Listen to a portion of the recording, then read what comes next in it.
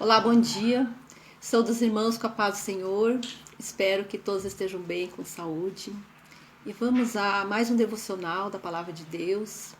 E que nós vamos meditar hoje a respeito da vida de José, um pouco da vida de José, que se encontra lá no livro de Gênesis, capítulo 37, dos 5 ao 11.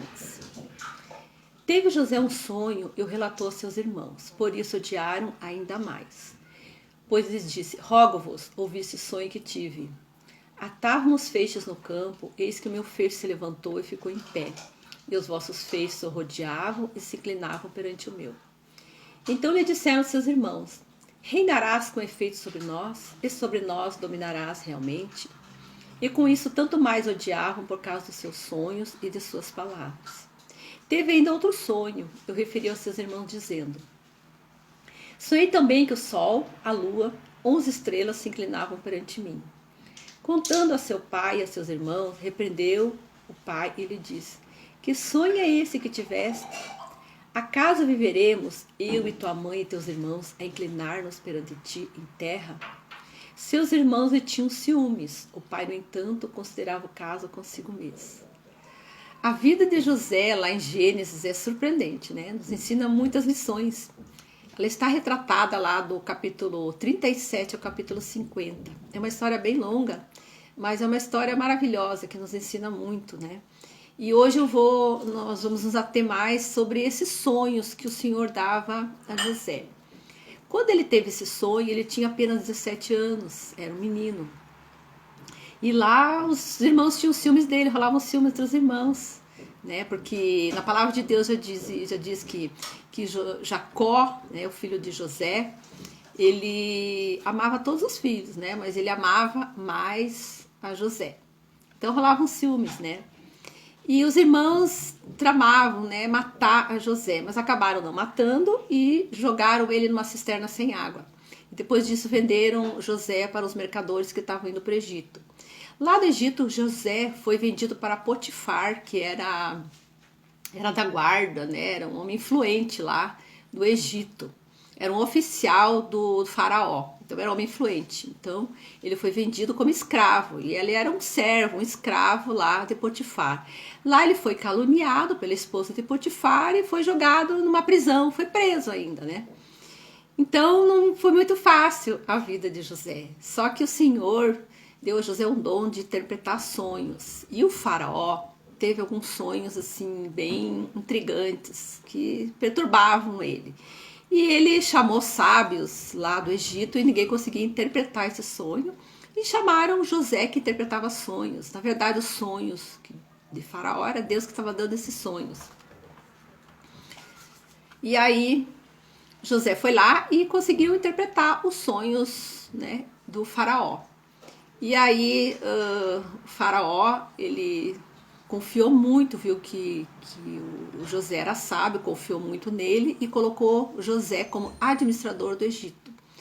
Então, abaixo do faraó, ele era o mais importante lá no Egito, que era o José. É uma história maravilhosa, é longa, né? Mas eu tentei assim, sintetizar um pouco. Quando José teve o sonho, ele tinha 17 anos, e quando que começou a se cumprir os sonhos do Senhor na vida de José, ele já tinha 30 anos. Lá no capítulo 40, 41, né? Está evidenciada essa história. Então se passaram 13 anos. Foi bem longo, né? Para que pudesse cumprir os sonhos, começasse a se cumprir os sonhos de José. Mais para frente, uns 14, 15 anos se passaram e aconteceu fome em toda a terra.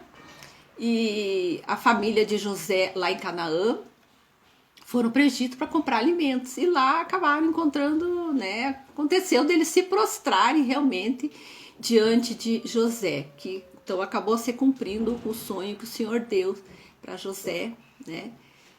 E aí a gente fica pensando assim, nossa, passou bastante tempo, né?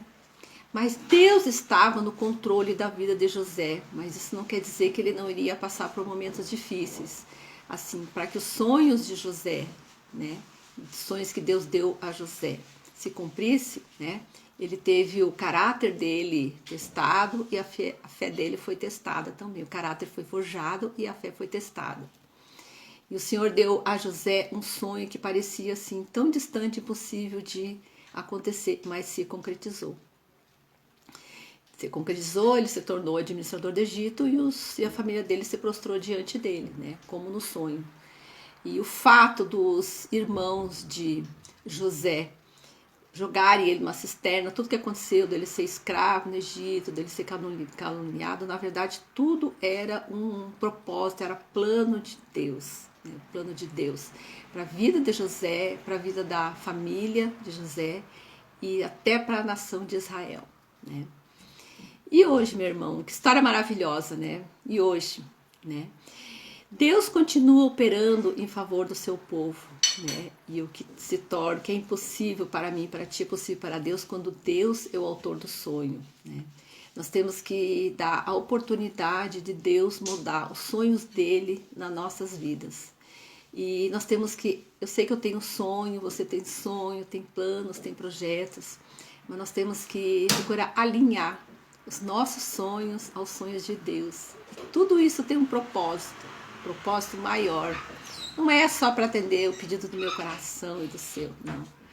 É para Deus, né, para você se conhecer Deus e Deus se fazer conhecido através da minha vida e da sua.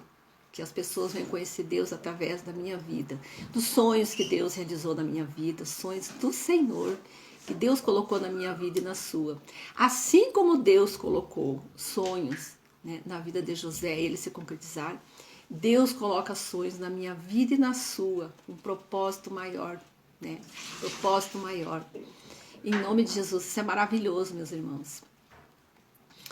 Não permita, né, que as circunstâncias adversas, tudo que tem acontecido hoje em dia, esse cenário de desesperança, esse cenário desfavorável, venha afetar a sua fé e que venha matar os sonhos que você tem, os sonhos que Deus tem colocado no seu coração, né?